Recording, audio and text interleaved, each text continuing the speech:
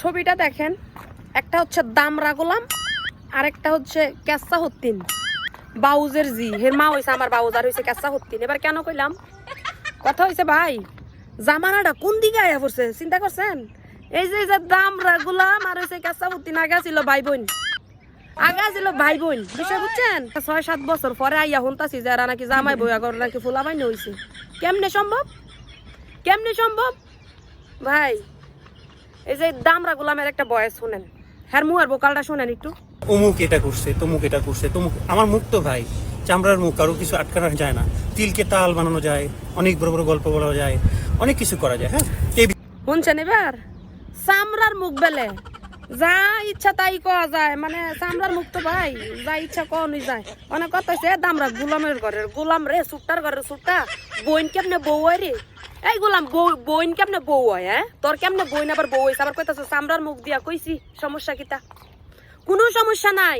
অনে তুই যে তুই বইনের বউ বানাইতে পারছস, তুই তোর চামড়ার মুখ দিয়া একটু ভিডিও করে, তোরা তো বলগার, তোরা বলগার না, তোরা বলগার। তোরা অনে যাইয়া মনে করছে ক্যামেরাটা দইরা জনগণ একটা জিনিস দেয়, বেড়ে কিতা জানাস?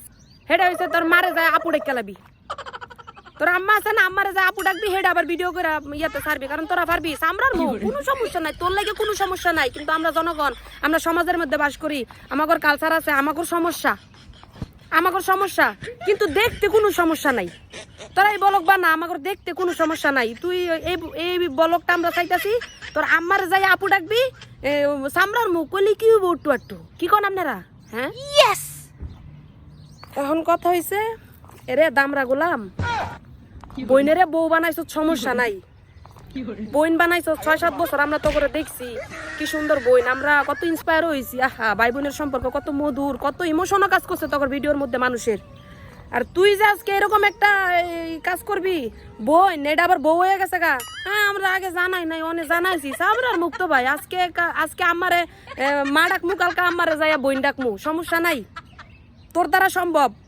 কিন্তু কোর্স যেটা এটা হইছে সমাজের মানুষের কালচারের এই যে একটা ভাই বোনের মধুর সম্পর্ক, এগুলার ছোট বানাই ফেললি না, নর্মাল বানাই ফেললি না, একদম নর্মাল বানাই ফেললি না।